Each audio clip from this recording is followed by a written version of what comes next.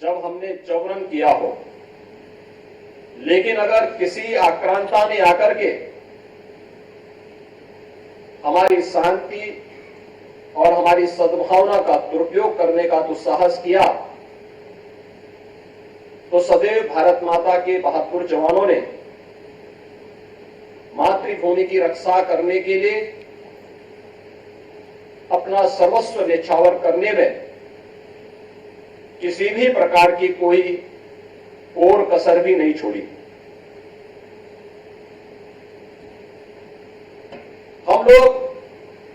हमेशा से इस बात पर विश्वास करते रहे हैं और ये भारत की परंपरा भी है कि शस्त्रेण रक्षते राष्ट्रे शास्त्र चिंता प्रवर्तते, कि शस्त्र से रक्षित राष्ट्र ही शास्त्र चिंतन के माध्यम से समृद्धि के मार्ग पर आगे बढ़ सकता है। और यह आजादी के बाद के हर युद्ध में हमारे बहादुर जवानों ने देश की सीमाओं की रक्षा करते हुए यह साबित किया है। कारगिल युद्ध मई 1999 में प्रारंभ होता है और 26 जुलाई 1999 को तत्कालीन प्रधानमंत्री सदैव अटल बिहारी वाजपेयी जी ने इस युद्ध को विजय दिवस के रूप में घोषित करते हुए भारत के बहादुर जवानों को नमन किया था। भारत पर यह युद्ध थोपा गया था। सामरिक दृष्टि अगर हम देखते हैं तो जैसा कर्नल क्षितिज श्रीवास्तव यहां पर बता रहे थे, जो यहां पर आपने वीडियो देखी होंगी, जो फोटोग्राफ्स देखी हैं, या जम्मू कश्मीर राज्य के उस समय की जो परिस्थितियां थी, और स्थितियों में छद्म रूप से पाकिस्तान ने घुसपैठ करके इस युद्ध को भारत पर थोपने का कार्य किया था। और अंततः क्या स्थिति उसके सामने आई थी, यह दुनिया ने देखा है। उस समय भारत के जवानों के अदम्य शौर्य और साहस का लोहा पूरी दुनिया ने माना था। यह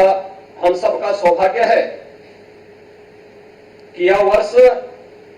कारगिल विजय दिवस का रजत जयंती वर्ष है। 25 वर्ष पूरे हुए हैं, तो हम दुनिया को यह बता सकते हैं कि युद्ध हम पर थोपा गया था, लेकिन दुनिया की कोई ताकत, कोई दुश्मन हम पर युद्ध थोप सकता है, लेकिन परिणाम हमारा बहादुर जवान तय करेगा। और यही हुआ था, यही देखने को मिला था कि परिणाम हमारे बहादुर जवानों ने अपनी विकट स्थिति के बावजूद, आप देखेंगे पहाड़ी के ऊपर दुश्मन बैठा है और हम लोगों को एक वैली पार करते हुए उसके तलहटी पे जाकर के फिर वहां पर उस पर अपना कब्जा वापस लेना है। तो हमारे लिए विपरीत परिस्थितियां थी, लेकिन दुश्मन हमारे बहादुर जवानों के सामने कहीं ठहर नहीं पाया। और युद्ध के परिणाम के बाद जो स्थिति हम सबके सामने थी, यह उत्तर प्रदेश का सौभाग्य है कि हमने युद्ध में अपने कई जवानों को शहीद होते हुए उस दौरान देखा था। लेकिन युद्ध के परिणाम के बाद यह हम सब जानते हैं, कैप्टन मनोज पांडे, जो लखनऊ सैनिक स्कूल, जो देश का पहला सैनिक स्कूल है, इस सैनिक स्कूल के छात्र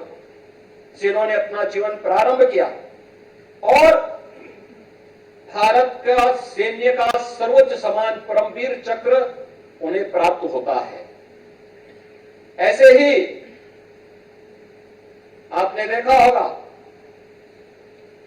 कि योगेंद्र यादव इस कारगिल युद्ध के दौरान उन्हें भी उनके अदम्य साहस के लिए भारत का सर्वोच्च सैन्य सम्मान परमवीर चक्र से सम्मानित किया गया। अनेक हमारे सैन्य अधिकारी,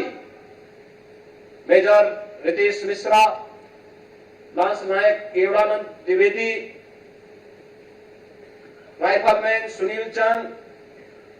एक लंबी श्रृंखला है जिन्होंने मातृभूमि के लिए अपना सर्वोच्च न्यौछावर करते हुए इस युद्ध के दौरान भारतीय सेना के शौर्य और पराक्रम का अद्भुत प्रदर्शन करते हुए सम और विषम परिस्थितियों का सामना करते हुए इस युद्ध के परिणाम को एक समय सीमा के अंदर भारत के पक्ष में करते हुए दुनिया के सामने भारतीय सेना के शौर्य और अद्भुत साहस का परचम लहराने का कार्य किया था। दुनिया की बड़ी बड़ी ताकतें हस्तक्षेप करना चाहती थी, लेकिन उस किसी भी प्रकार के हस्तक्षेप के बगैर भारत ने इस युद्ध को अपने पक्ष में मोड़ा था और इस युद्ध के परिणाम स्वरूप आज रजत जयंती वर्ष में कारगिल विजय दिवस के इस रजत जयंती वर्ष के अवसर पर हम सबको यहां पर उन वीर नारियों, उन परिवार के सदस्यों को जिन्होंने अपने परिवार के सदस्यों को इस युद्ध के दौरान खोया था, उन्हें आज यहां पर सम्मानित करके स्वयं को गौरवान्वित करने का अवसर प्राप्त हुआ है। मैं इस अवसर पर भारत माता की उन सभी वीर सपूतों को जिन्होंने युद्ध में भागीदार किया, अपना बलिदान दिया, उनकी स्मृतियों को मैं एक बार फिर से नमन करते हुए आप सबको कारगिल विजय दिवस की अपनी बधाई देता हूं, अपनी शुभकामनाएं देता हूं। 2017 में सरकार प्रदेश में बनने के बाद